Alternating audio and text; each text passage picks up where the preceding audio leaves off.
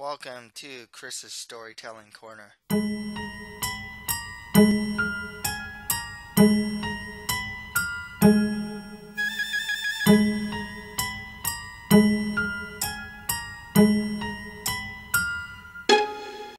This is Christopher Moldong of Chris's Storytelling Corner. Today I'm going to do a manga review for Skip Beat Volumes 1 and 2. Next time I'll have a manga review for Skip Beat Volumes 3 and 4, a list of top magic users in anime and manga, and in a few weeks, a movie review for Thor Ragnarok. You can check out my author's website at www.chrismoldon.com. You can buy my first novel, a fantasy adventure called The Mustard Prince in the Condiment Kingdom for $4.99. Also for $2.99, you can buy my short story collection, a collection of 10 short stories into horror, fantasy, and realistic fiction genres. Check out my Twitter page and author's Facebook page. Links to all these will be provided on the description. I'd also really like to hear from you guys, so leave any comments about this particular review.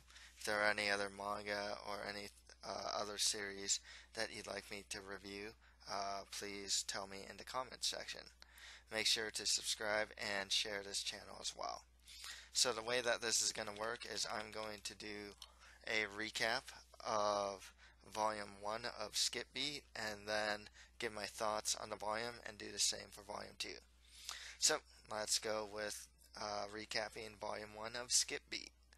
So the volume begins with us being shown a box full of locks. Everyone has this box. We're introduced to Kyoko Mogami, who works at a fast food restaurant, and she really likes a celebrity named Shotaro Fuwa. She also has a second job at this, it's kind of like this mom and pop, I'll call it family-owned restaurant. There's a Taisho and his wife. So Kyoko goes to an apartment, and it turns out that she lives with Shotaro Fuwa, and they basically grew up together. He's not particularly nice to Kyoko. Sho's family owns a Japanese inn, and he is the only son. He wanted a more glamorous life instead of taking over the inn, and asked Kyoko to leave with him, and she agreed. They watch television and see a celebrity named Ren Suriga. Sho gets angry and jealous, and he leaves. Kyoko gives Sho a surprise visit, and she hears him talking to a woman named Shoko. It turns out that Sho just brought Kyoko along to just be Sho's housemaid. His agency pays for him to go to school. Sho's parents wanted him to marry Kyoko and take over the inn, but Sho says that Kyoko has no sex appeal and doesn't even wear makeup. Kyoko's box breaks open and something peeks out of it. Kyoko's grudges come out, and she attacks Sho with them. Sho then kicks her out, and Kyoko wants revenge. Sho challenges Kyoko to join the business. Kyoko then gets a total makeover. Kyoko talks with the Okami-san and the Taisho-san of the restaurant she works at, and it's revealed that Kyoko hasn't even graduated senior high. Kyoko goes to LME Talent Agency and manages to sit with and speak with a Mr. Sawara. She can't answer what section that she wants to try out for, and Mr. Sawara tries to throw her out, thinking that she just came over to get close to Ren Suriga. Ren approaches them, and they both kick Kyoko out. Kyoko sits in front of the LME Talent Agency building for hours. She then stalks Mr. Sawara for days. He puts up the white flag and tells Kyoko about an audition, but the president has to approve of her, and she agrees to try out for this audition. Kyoko bumps into Ren, and he's rude to her. She admits that she's here to get revenge on Shotaro Fuwa, and he tells her that to not believe that guts are everything. Kyoko develops a small grudge against Ren. And then Kyoko goes to the audition, and many people are there. She runs into someone else that's auditioning named Kanae Kotanami, who throws a lost little girl at her. Kanae starts yelling at Kyoko, and then Kyoko also treats a little girl badly, and but the fact of the matter is, the little girl appears to be kind of devious as she watches Kyoko from afar. Ren talks to his manager and seems interested in the addition. We're introduced to the president of LME, Lori Takarada, and he is very eccentric. In a flashback, Kyoko asks the Taisho for a favor, and he lends her something. Kanae starts her audition, and she can remember scripts perfectly just by reading them once. Kyoko, at her audition, tells everyone that she wants to catch up to Fuwa, and then she brings a Japanese cleaver and daikon radish to the audition. Kyoko then performs Katsura Muki, the art of vegetable peeling, and tries to peel the radish into a rose.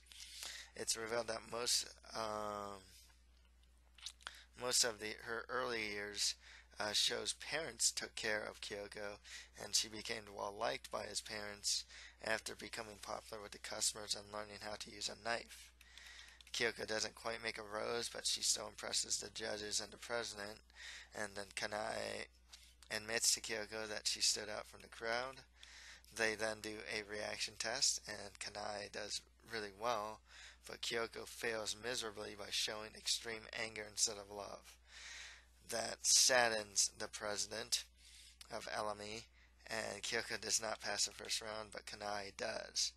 Mr. Sawara talks with Kyoko, and he tells her that she needs to be loved by the audience, and for her to love her audience. Kyoko forgot how to want to be loved, and then she leaves, but the little girl from earlier, Maria, shows up. She asks about number 61, who is Kyoko. Kyoko mopes around back at her place and cries. Back with the president, he contemplates whether they should hire Kyoko. Kyoko apparently hasn't cried like that in a long time, and when she cried as a child, her mother seemingly ignored her. She then takes out a stone. The stone has taken away the sadness and grief that she couldn't contain. It's a magical stone and her secret treasure. Kyoko goes downstairs to the restaurant, and the Taisho asks if she's given up. He thought that she has more guts than that. The president talks with Mr. Sawara. It seems like they'll accept Kyoko.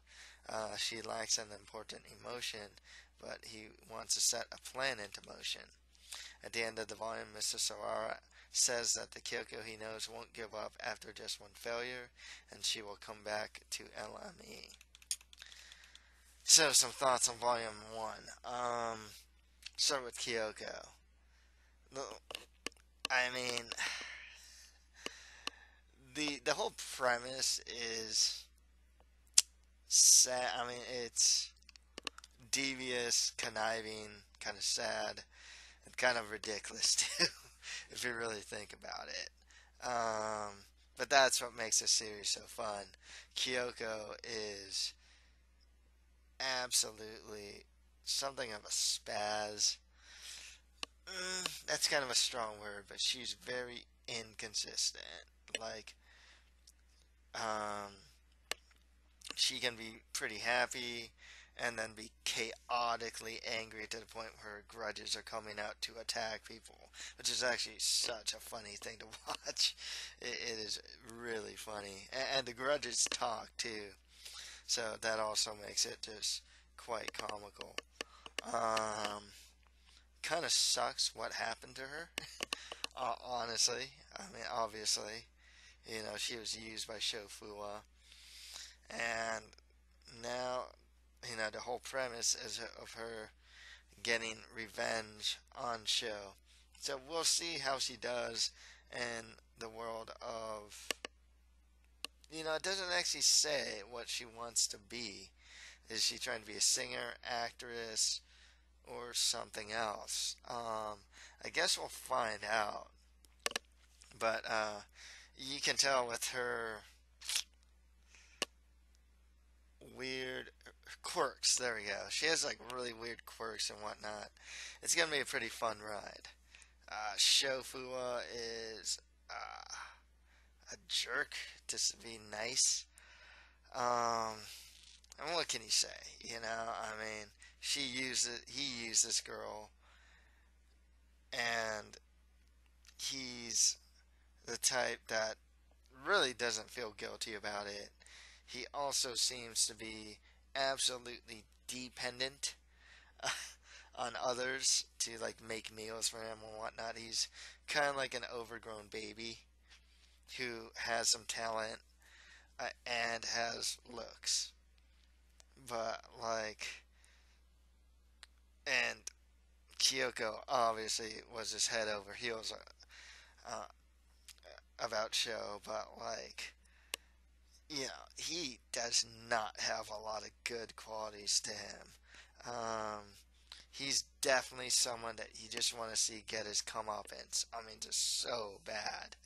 You know, I mean, and like I said, he's an overgrown child. You know, can't make his own meals. Can't really do much without the help of someone else, and uses people to his own benefit without caring about that person that he's hurt. Ren Suruga, what can you know, he seems like a pretty mean guy.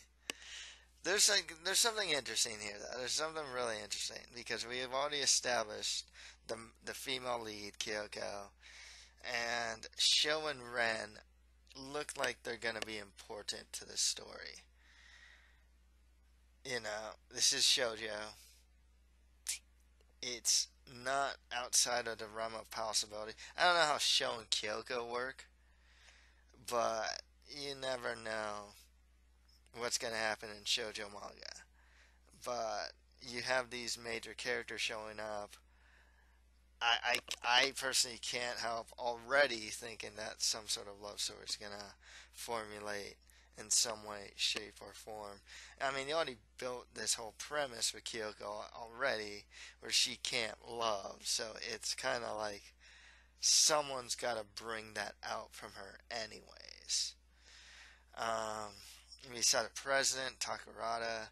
He is. I mean, every character in this series is absolutely eccentric. Takarada, President Lori, is just a funny guy, makes funny entrances. He has funny facial expressions when he's sad.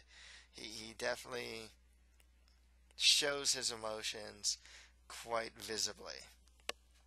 Mr. Sawara was um, pretty much haunted by Kyoko. It was actually one of the more funny things so far to see Mr. Sawara, who's kind of an innocent bystander, just get absolutely haunted, pretty much harassed, and nonstop by Kyoko. Um, I don't think he'll play a big role here. He just seems to be a guy that will initially help Kyoko. We also saw Kanae Kotonami. She's pretty. There's a lot of mean characters in this series when you think about it. I mean, they don't have too many pleasant characters. I mean, all you know, it's not like President Lori is like unpleasant or anything like that, but like a lot of these people are just like they gotta stick up their butt. You know, I mean, I don't know how else to say it. Um, can I? We didn't get to see much of her. I'm assuming we'll see more of her. But man, she's got some weird. I kind of want to say anger issues. I mean, she just kind of like starts yelling at like this little girl Maria, who seems kind of devious and not all that she seems to be, and then Kyoko. So we'll see where she ends up later on. Um, so yeah, you know, we were already introduced to a lot of characters, the general setting, the LME talent agency. Who knows what other talent we're gonna see? We saw where Kyoko works and lives, um, and just the this. eclectic cast of characters so far. I mean, this is volume one, so we, we'll probably see a lot more characters that are all kind of crazy in their own way. So, volume two, the volume begins with Kyoko working at a gas station. Sho coincidentally stops by the gas station, but after briefly speaking to him, he does not recognize Kyoko. Back at Kyoko's room, the Taisho visits and talks with her.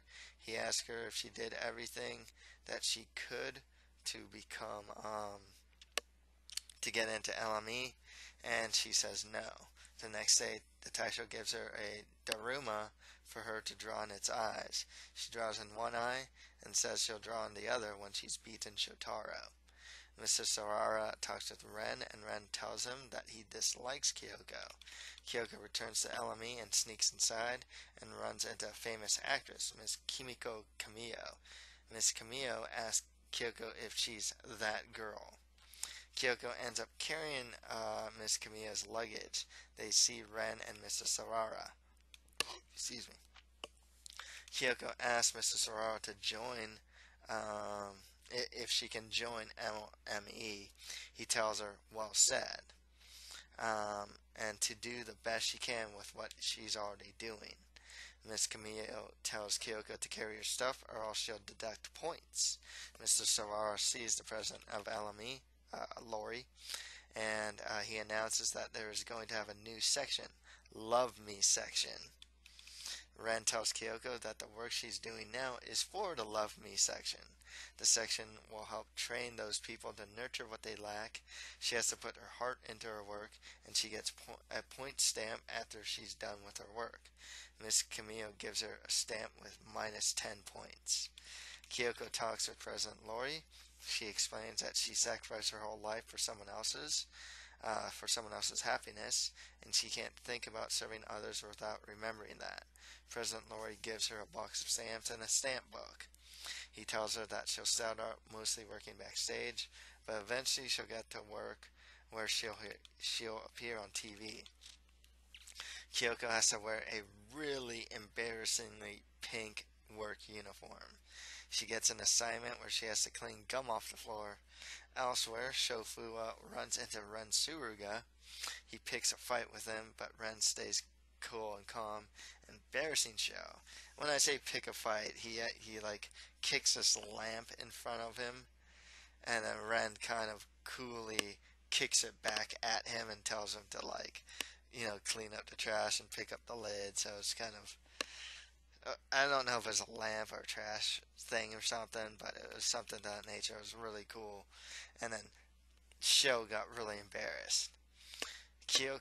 Back with Kyoko, she over cleans the floor and everyone slips on it, and she only gets a 10 stamp.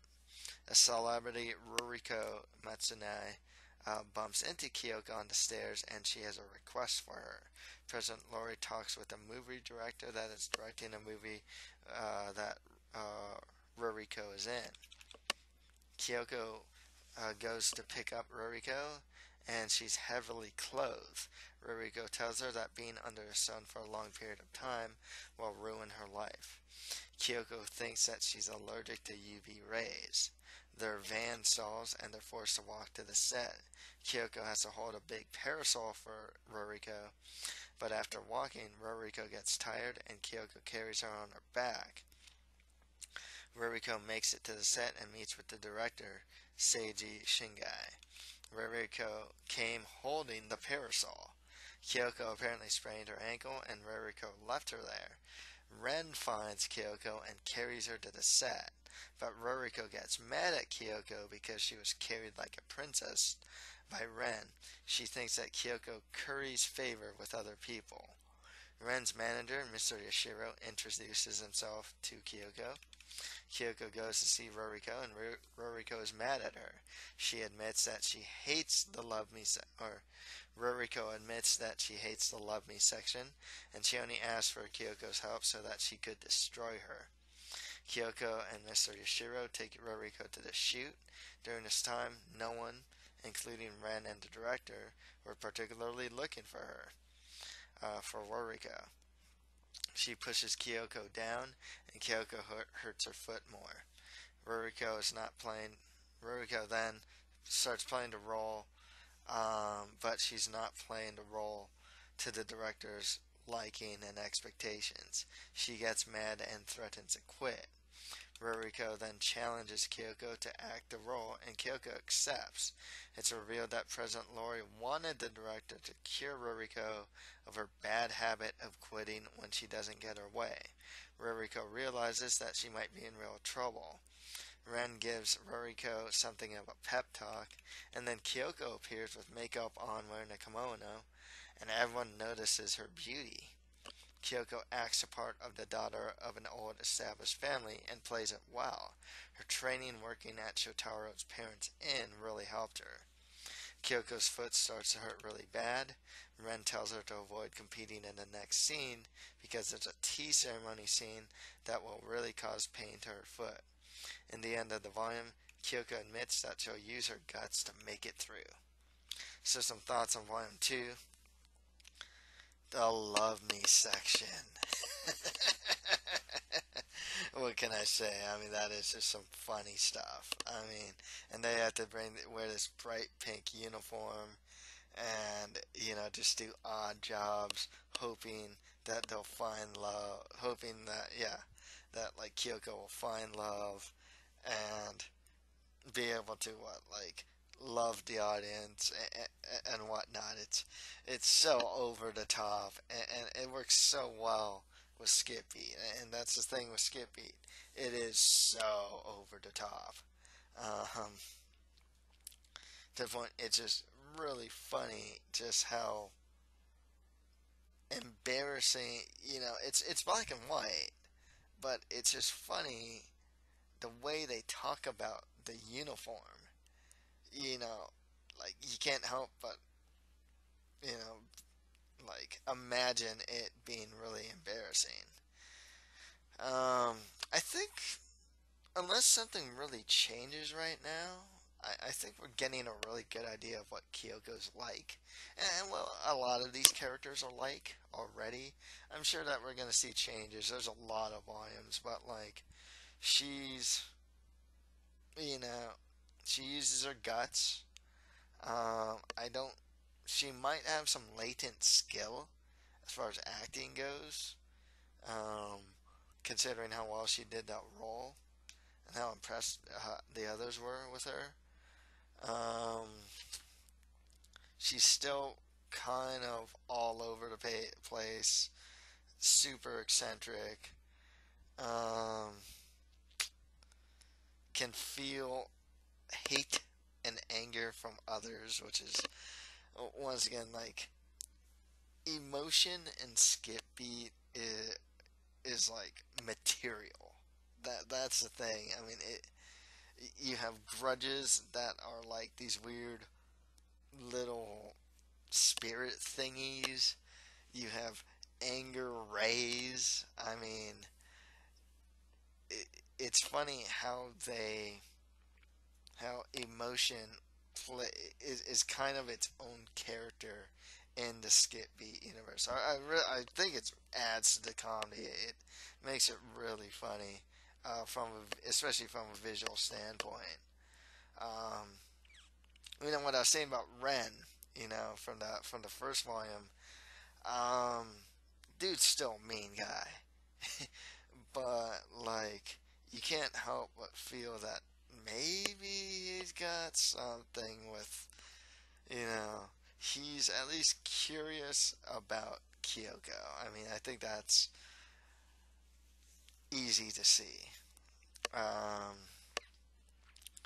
But otherwise, we don't know much about him except that he's really famous. Sho is totally jealous of the guy, and he's supposed to be this really top-notch actor.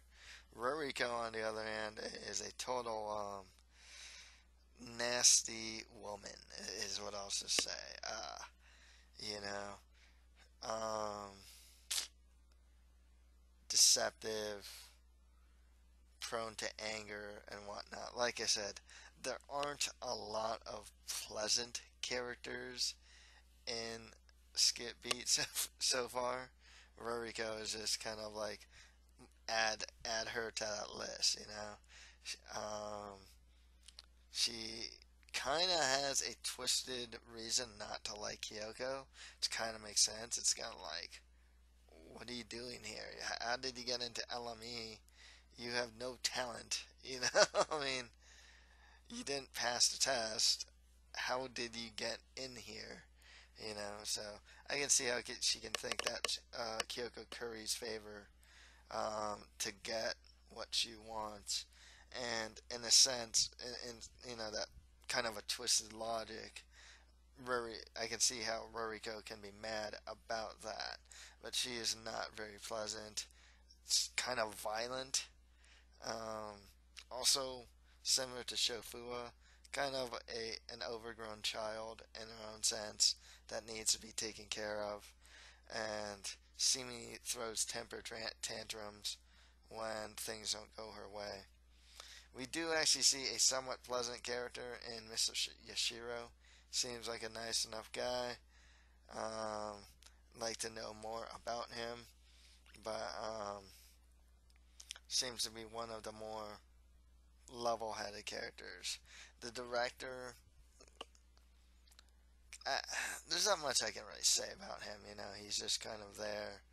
Um, I can't really say he's like a pleasant person, but he's not a particularly mean person. You know, probably more mean than nice. Actually, yeah, more mean than nice. But you know, I I'm curious to see how this whole shoot is just gonna turn out. Especially with Kyoko doing some actual acting for the first time and seemingly doing it well.